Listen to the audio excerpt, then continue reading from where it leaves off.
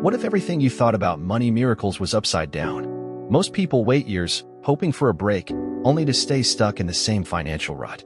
But Psalm 82 flips the script entirely. This isn't about slow change or wishful thinking. It's about urgent, divine intervention that can shift your financial reality almost overnight.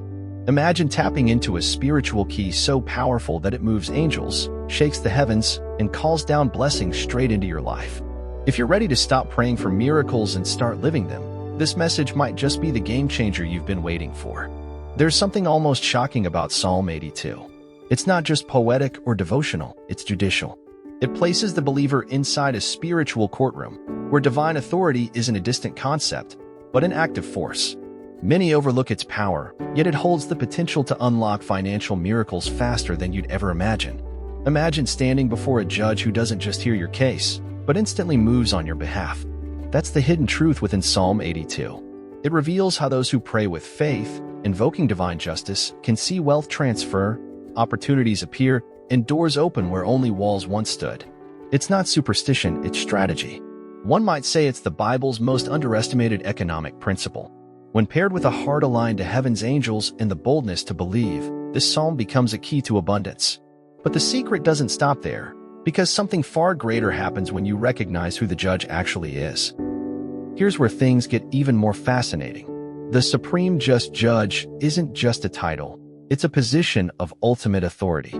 When someone prays invoking this divine title, they're not begging. They're making a legal appeal in the highest court.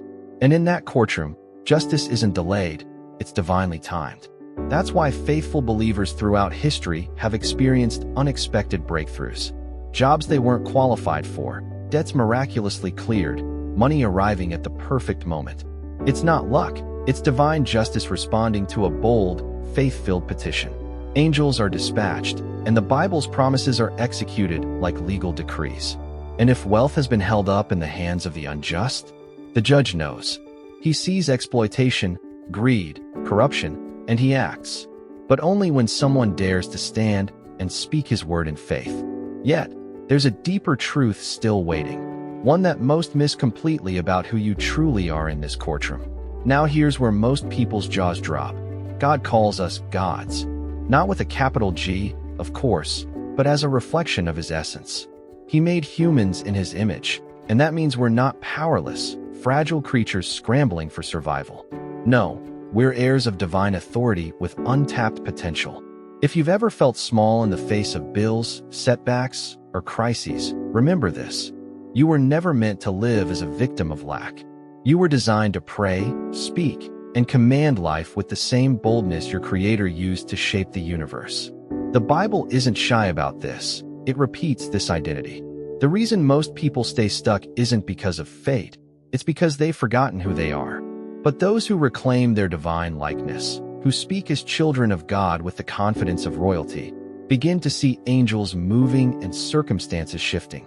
But how exactly do you approach the judge like royalty? Think of it like this. Every time you open your mouth to pray, you're filing a case in the courts of heaven. You're not just hoping, you're petitioning. And the gavel in God's hand isn't symbolic. It's real. When he strikes it, blessings get released and delays come to an end. This is why specific language matters when you talk to God. In court, you don't ramble. You speak with precision. Likewise, your prayers should be clear, bold, and rooted in the Bible.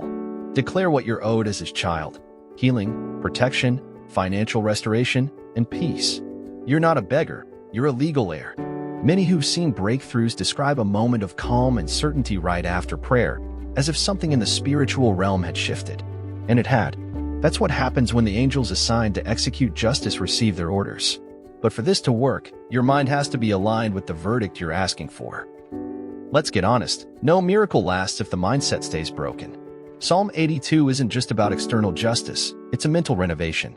It calls out toxic thought patterns and demands they be replaced with faith-fueled, abundance-driven convictions.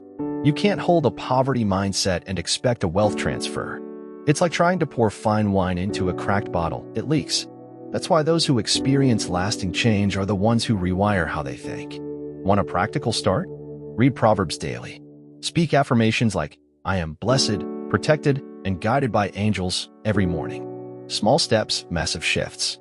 The mind is the courtroom's waiting room. If you sit there repeating doubt, fear, or failure, you'll miss your case being called. But if you fill it with truth, vision, and divine promises from the Bible, you'll recognize when the judge makes his ruling. And once the gavel falls, what's the next thing you should declare? This is where spiritual authority becomes practical. The believer doesn't just pray, they decree. They speak divine protection as if it's already been signed, sealed, and delivered. And guess what? It has. The heavenly judge has already ruled in favor of those who trust in him. Ever seen someone walk through chaos untouched? That's not luck, that's covenant. Those who declare, "No weapon formed against me shall prosper," aren't being poetic. They're executing spiritual law. When angels are assigned to guard, they don't sleep on the job.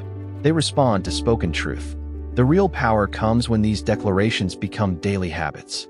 Saying, "I am provided for, protected, and preserved by divine justice," shouldn't be a last resort. It should be a lifestyle.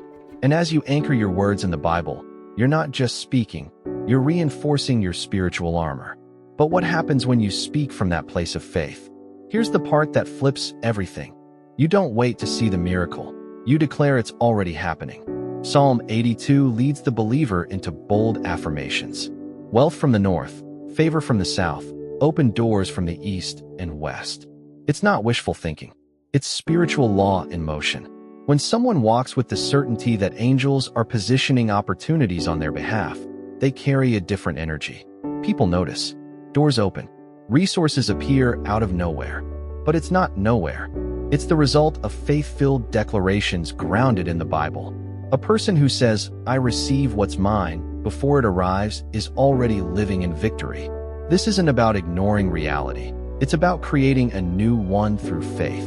So if you've been waiting, maybe it's time to pray like it's done, speak like it's here, and act like it's unfolding. But how does that connect to your real purpose? You've uncovered a powerful secret from Psalm 82 that many overlook.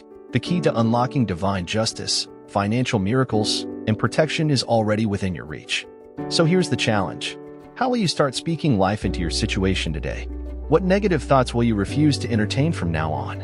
And most importantly, are you ready to claim the authority given to you, aligning your mind and spirit to receive?